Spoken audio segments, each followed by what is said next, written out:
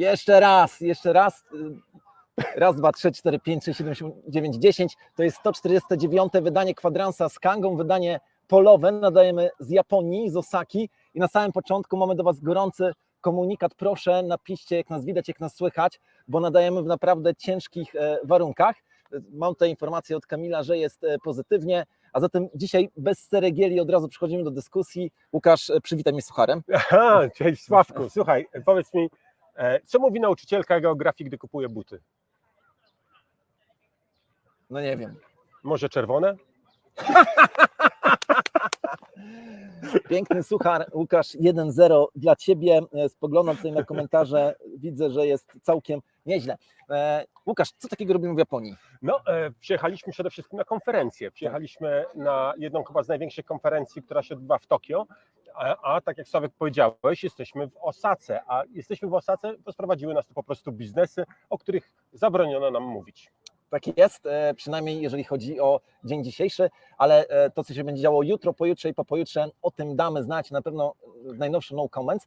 Więc nie skupiamy się teraz na Japonii, a powiedzmy, co takiego wydarzyło się ostatnio w świecie krypto. No bo tutaj mamy w tej chwili godzinę 16:30. Tak, a rano dzisiaj, jak jechaliśmy z Tokio do Osaki, wiadomość zatrzęsła internetem, że oto pojawiły się pewne grube niepokoje, zresztą chyba formalnie uzasadnione, wokół giełdy Bittrex. Ja tylko przypomnę, że Bittrex chyba w ciągu ostatnich 2 tygodni został pozwany przez SEC i spodziewał się dość ciężkich konsekwencji. Dużej kary, Tak jest. No i oto dzisiaj rano pojawia się komunikat, że Bittrex złożył wniosek w Stanach o upadłość. Tak, dokładnie. Przede wszystkim należy powiedzieć, że nie Bittrex Global, tylko Bittrex amerykański. On zgłosił upadłość, wypełnił te papiery związane z upadłością, czyli chroniące go przed wierzycielami.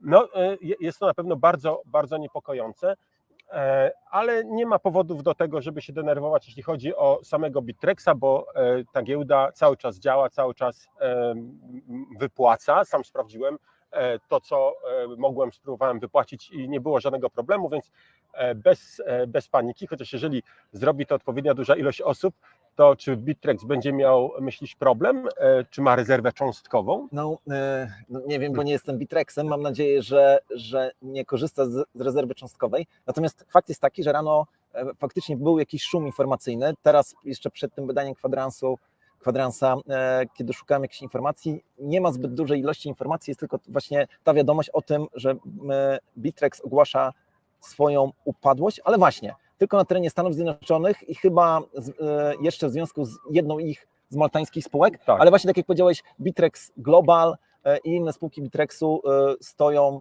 dalej twardo. Bittrex wypłaca, co sami przetestowaliśmy, nie ma żadnego komunikatu, tak? Jeżeli logujemy się. Wszystko jest. Chyba, że wy się teraz zalogujecie, nam powiecie, czy coś się pojawiło. Czy myślisz, że to może być jakiś zabieg związany z tym, co SEC zamierzał zrobić Bittrexowi? No, jest to na pewno działanie, które będzie bardzo mocno wskazywało w obronie Bittrexa przed karami nałożonymi przez SEC, na to, że SEC nie zajmuje się ochroną swoich czy ludzi, Amerykanów w ich inwestycjach, ale doprowadza tak naprawdę biznesy do bankructwa i faktycznie powoduje to, że firmy z nowych technologii zajmujące się blockchainem uciekają ze Stanów.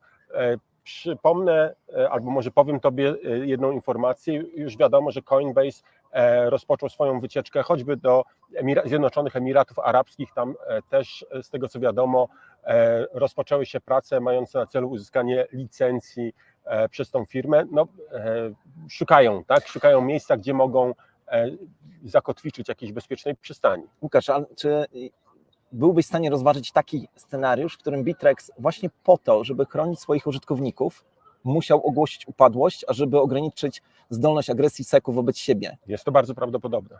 Jeżeli tak by było, jeszcze raz zaznaczamy, że mamy w tej chwili bardzo świeże informacje, dużo tych informacji nie ma, no to byłoby to działanie precedensowe, że legalnie działająca spółka musi ogłosić swoją upadłość, żeby chronić swoich użytkowników przed urzędnikami i przed agresją państwową.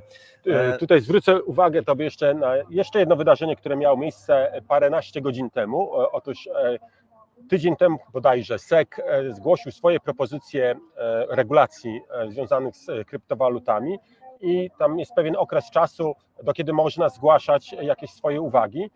I dwa podmioty właśnie na sam koniec zgłosiły taką krytykę i ta krytyka była nie jakaś delikatna, nie jakieś tam drobne niuanse i tak dalej, tylko była, no, jeśli przyjąć tą retorykę zgłoszoną przez te dwa podmioty, to jest to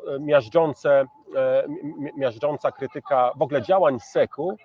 Tam wręcz pojawia się takie stwierdzenie, że SEC przekroczył swoje uprawnienia, gdyż zajmuje się zakazywaniem, zabranianiem i tworzeniem prawa, a tym powinno się przecież zajmować w Stanach Kongres, a nie jakiś urzędnik. Tam, gdzie urząd zaczyna stanowić prawo albo przekraczać swoje kompetencje, w ten sposób tak naprawdę stanowiąc prawo, bo przecież każdy wie, że w walce z urzędem walka jest nierówna, jest niesymetryczna, a zatem kiedy urząd korzysta z kompetencji, które nie zostały mu przyznane, tak naprawdę wie, że w większości przypadków wygrywa, dlatego że druga strona nie ma sił, żeby mu się przeciwstawić. Sprawę Bitrexa i postępowań i działań w Stanach Zjednoczonych będziemy na bieżąco śledzić. Ja tylko powiem, ostatnio się dowiedziałem, bo sam Ripple to ogłosił, ile kosztuje go prowadzenie sprawy przeciwko SEC-owi. To jest 200 milionów dolarów. To jest olbrzymie pieniądze, zostały wpakowane przez firmę, przez podmiot prywatny w to, żeby walczyć z urzędem, który, jak wiele osób wskazuje, no i choćby ta krytyka tych regulacji stworzonych czy zgłoszonych przez SEC wskazuje na to, że to nie jest wcale taka oczywista sprawa. Bardzo możliwe, że SEC przekracza swoje kompetencje i zamiast chronić konsumentów, to tak naprawdę zaczyna działać po prostu nielegalnie. No właśnie. Łukasz, pojawiło się pytanie w komentarzu, kiedy listing Pepe i Bitcoin Ordinals. A propos tego drugiego pytania, czy możesz powiedzieć, co takiego w tej chwili dzieje się w mempoolu i w ogóle w całym Bitcoinie, bo dzieje się jakieś szaleństwo, chyba do tej pory nie jest spotykane tak dużą skalę, tylko przypomnę, że w ciągu ostatniego tygodnia sam Binance przynajmniej dwukrotnie zawiesił wypłaty ze względu na wypłaty Bitcoina, ze względu na koszty z tym związane. No mamy jakieś szaleństwo. No szaleństwo jest olbrzymie, no jest to oczywiście związane z tym standardem BEP20, o którym może porozmawiamy przy okazji może nie najbliższego, ale kolejnego no comments, bo to temat warty takiego głębszego omówienia, ale faktycznie poleciały opłaty w niebo w mempoolu, czyli na tej liście transakcji oczekujących do realizacji. Ja widziałem w pewnym momencie blisko 500 000 transakcji oczekujących na wykonanie. Ceny przelewów poleciały naprawdę w kosmos, to są jakieś olbrzymie kwoty.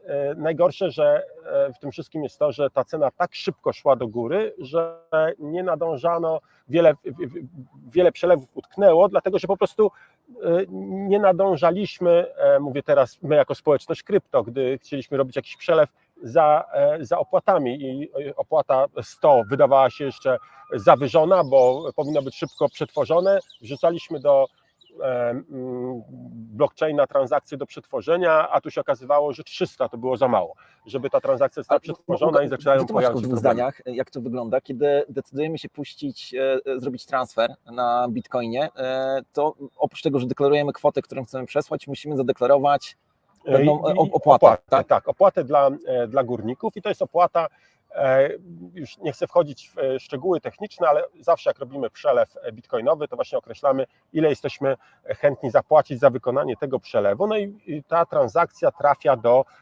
czegoś, co się nazywa mempool, czyli takiej listy transakcji oczekujących na wykonanie. Tak. I teraz górnicy, którzy zatwierdzają te transakcje, wybierają zwykle z tego mempoola te transakcje, które dają im największy zysk, czyli dają im największe korzyści. No i z tego powodu, jeżeli chcemy, żeby szybko jakaś nasza transakcja została zatwierdzona, no to dajemy wysoką opłatę, a jeżeli nie zależy nam na czasie, no to możemy dać niską. No i teraz, jeżeli wszyscy nagle zaczynają dawać wysokie opłaty, no to ta średnia wypłat zaczyna się podnosić i coraz trudniej zmieścić się w tych kilku tysiącach transakcji wybieranych do zatwierdzenia w każdym bloku, bo w pojedynczym bloku mamy powiedzmy około 5000 transakcji.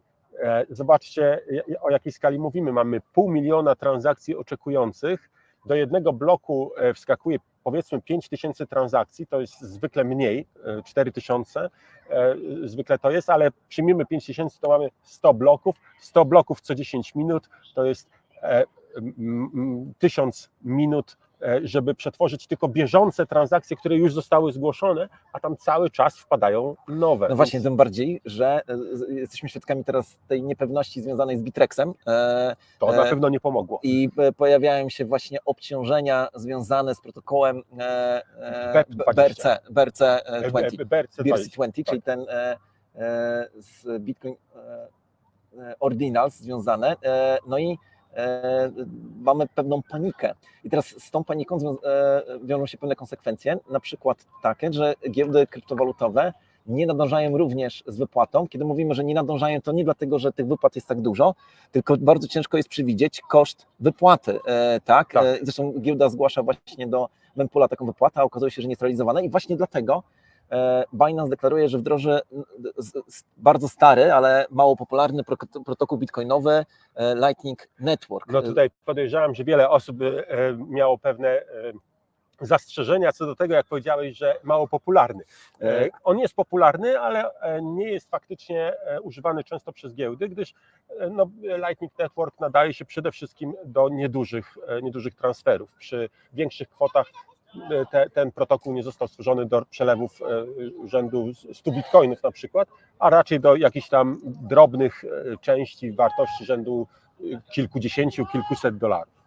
No tak, tak czy inaczej, bardzo podoba mi się to, że społeczność bitcoinowa, czy blockchainowa, czy kryptowalutowa zawsze znajdzie jakieś rozwiązanie. Łukasz, kiedy Lightning Network na Kandze? No nie mogę powiedzieć. Nie ten. Zadałem Ci to pytanie tak znienacka. No dobra, Łukasz, kolejne informacje, jeżeli chodzi o przegląd. Nie wiem, czy wiesz, że nasza starsza siostra, kiedyś brat, zmienia nazwę. Znowu? Tak, oto Zonda, widziałem takie komunikaty prasowe, zmienia nazwę na Zonda Crypto. Gratulujemy. I Brawo. uzasadnienie jest takie, że Zonda chce być kojarzona, tak to zrozumiałem, jeżeli jest jakiś przedstawiciel Zondy, niech to sprostuje, że Zonda chce być po prostu kojarzona z krypto, a sama nazwa Zonda niekoniecznie to manifestuje. I jednocześnie widziałem wypowiedź Przemysława Krala, prezesa Zondy, który mówi o tym, że to nie jest nie tylko rebranding, tak naprawdę chcemy się dopasować jeszcze bardziej do regulacji. Cieszymy się, że w końcu Majka czy Mika została przegłosowana. Czekaliśmy na te regulacje i zbawieniem dla świata są regulacje i my jako podmiot w pełni uregulowany chcemy w nim zaistnieć, chcemy zwojować świat i w ogóle życzę tego bardzo mocno Zondzie. Rozumiem, że o tym my to miała na myśli mówiąc Zonda, a nie, że ty tak, jako nie, oczywiście, nie, właśnie, to jest bardzo ważne, no bo tutaj jasno chciałem powiedzieć, że my jako Kanga Nauci uważamy, że rozwiązanie naszych problemów nie leży w regulacjach, tylko w sumieniu i w ludzkiej myśli, ale Zonda ewidentnie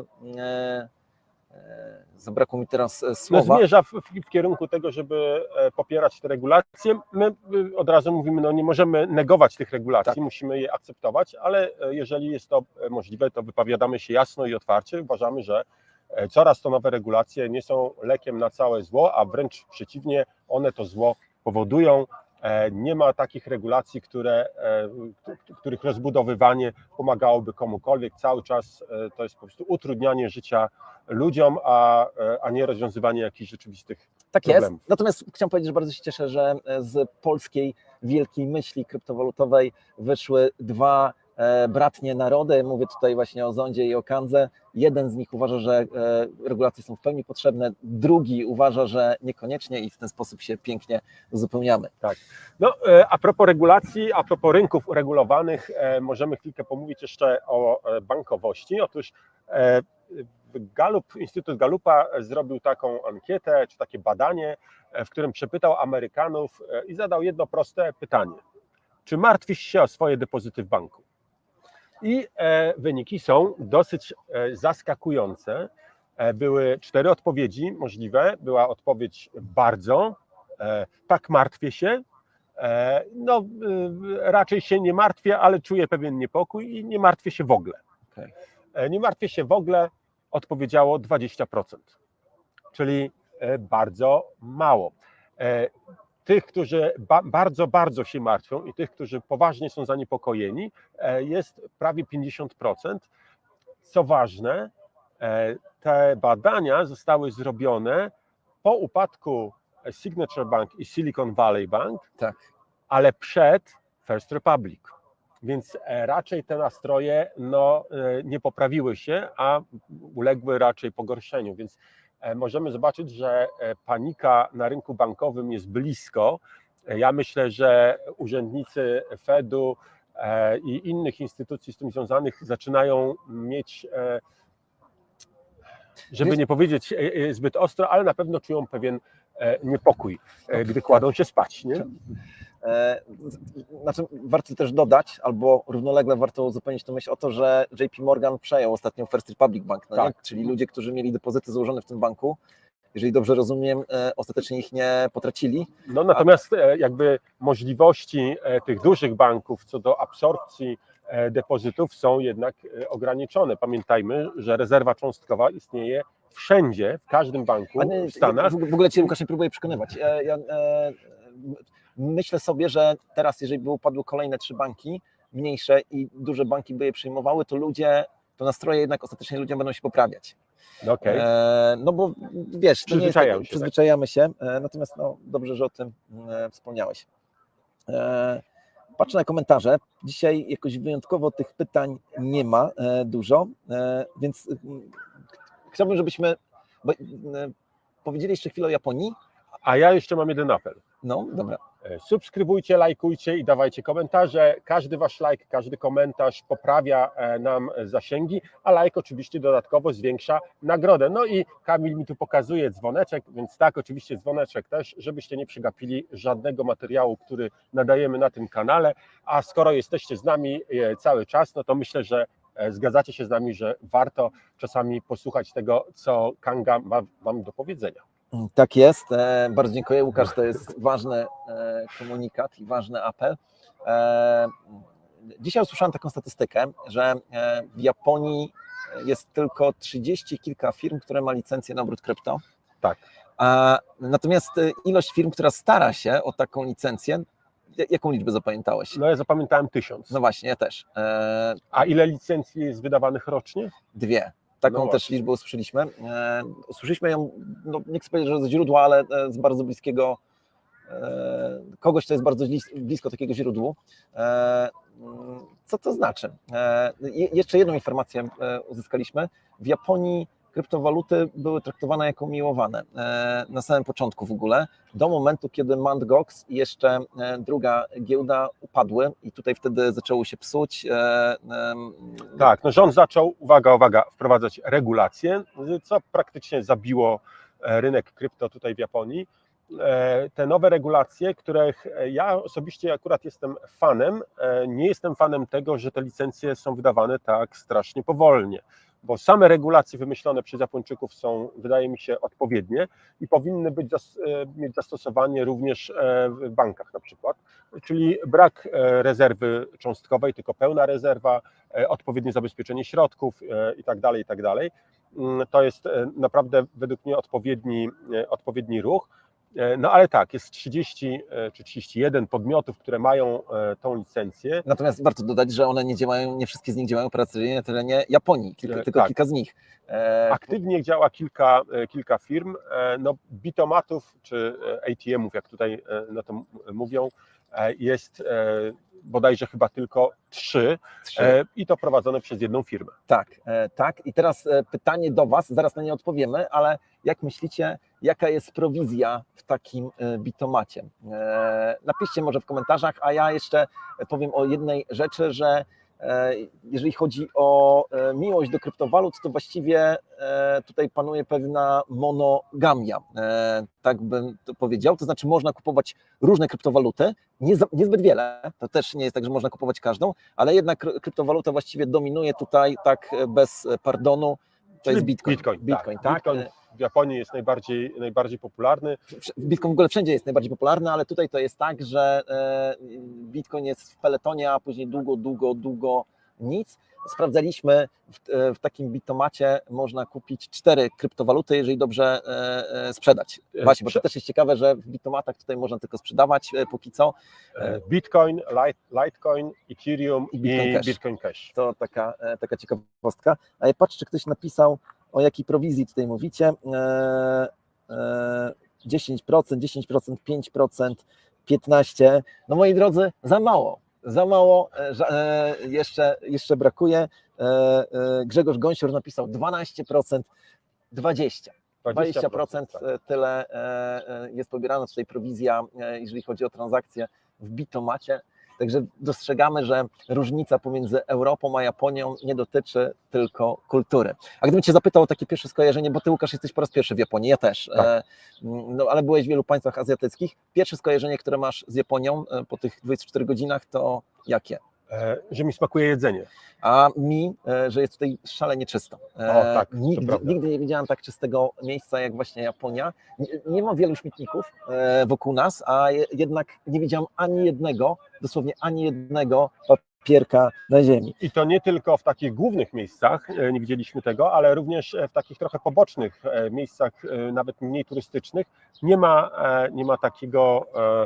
takiej sytuacji, że widać jakiś papierek leżący, a właśnie mimo tego, że praktycznie nie ma śmietników. To jest tutaj jakaś magia się dzieje. Nie wiem, jak to możliwe. No tak, ale tutaj jeszcze Piotr Juszczyk napisał, że przy 20% prowizji to jest bez sensu taka prowizja. To prawda, natomiast zwracamy uwagę na to, że póki co to, co można zrobić w Japonii, to po prostu sprzedaż krypto i wypłata gotówki. Nasza wiedza jest taka, że tej gotówki wypłaca się po prostu niewiele na takie codzienne zakupy i tak to wygląda, ale sami... Ale te Bitomaty są używane, są, no nie chcę mówić czy popularne, ale faktycznie działają, tak? Czyli mimo tak wysokiej opłaty ludzie są gotowi do tego, żeby zapłacić te 20% i skorzystać z Bitomatu. Tak jest. Czytam, Sławomir Niegarb się napisał Stan Krypto. To jakbyś gadał z moją żoną, jasne. Czy wiemy, panowie, jak się nazywa, czy wiesz, Łukasz, jak się nazywa taki rodzaj budynku w tle, który jest za nami? To jest zamek. Pałac cesarza. Zamek. Czytam dalej, zobaczymy. Tak czysto, jeżeli pisze Krzysiek, jeżeli chodzi o Japonię, tak zielono, a wszyscy w maseczkach, to już chyba moda w tym kraju, tak jest. W maseczkach to się chodziło przed COVID-em i faktycznie bardzo dużo osób nosi maseczki, zdecydowana większość. No właśnie, ja bym powiedział, że nie, że to zależy na jakąś grupę trafisz. Faktycznie czasami jest grupa, że wszyscy mają maseczki i taka fala ludzi w maseczkach, a teraz jak tak patrzę, no to widzę szczególnie młodzi ludzie, ale tutaj też widzę, no nie widzę nikogo w maseczce. Teraz właśnie w tamtą stronę jest jakaś grupa osób, od 2 osoby w maseczce na 20 osób, które tam idą. No więc tutaj te maseczki to nie jest tylko i wyłącznie COVID. Przypomnę, że 8 maja zniesiono wszelkie obostrzenia tutaj związane z COVID-em. Zaleca się stosowanie maseczek, ale nie jest to nigdzie obowiązek, więc powrót mamy mały do normalności. Może wyniki konkursu. To Łukasz, powiedz jakiegoś newsa jeszcze, a ja tutaj odnajdę... Ja podzielę się ciekawą uwagą i mam nadzieję, że słucha nas ktoś teraz z Ministerstwa Finansów. Otóż, drodzy Państwo, zamiast może tutaj ostro krytykować i niszczyć świat krypto, warto by było zastanowić się nad tym, żeby go wesprzeć. I powiem teraz trochę taką niepopularną może rzecz, no bo powiem o podatkach, które zapłacili górnicy. Otóż górnicy w Kazachstanie zapłacili tylko w zeszłym roku, uwaga, $7 milionów w podatkach. Teraz możemy się kłócić, czy to dużo, czy to mało, czy nie powinno być więcej. No ja powiem tak, jeżeli bylibyśmy w stanie ściągnąć górników do Polski i zaoferować im dobre warunki i dać do wyboru płacenie niskiego podatku, to na pewno państwo by na tym zyskało o wiele więcej niż po prostu walcząc z branżą krypto. Myślę, że znacznie lepiej, żeby mieć ich tutaj i mieć nawet jakieś dochody niż żadnych. Zobaczymy, co wprowadzi państwo. No wiemy na pewno, że w Stanach Biden proponuje 30% taksu. Nie wiem, czy to przejdzie. mam nadzieję, że Amerykanie nie dadzą się totalnie tutaj ogłupić.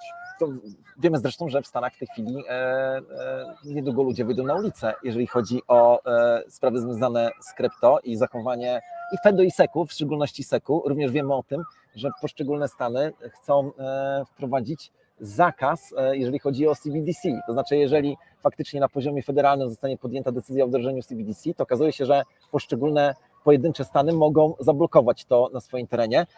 I Floryda, Teksas, tak? Floryda, Teksas. Tak. Tutaj nawet ostatnio jak rozmawialiśmy z osobą ze Stanów, to właśnie powiedziała nam, że w Teksasie nastroje są takie, że może się skończyć tym, że Teksas powie, zakazujemy CBDC, a jeżeli nam zabronić CBDC, będziecie nas przymuszać, to po prostu się odłączymy. No bo tutaj warto to dodać, że Teksas jest takim dziwnym stanem, który ma zapisane chyba w konstytucji albo w którymś z ustaw wysokiego rzędu, że może się po prostu odłączyć, jeżeli przyjdzie taka potrzeba.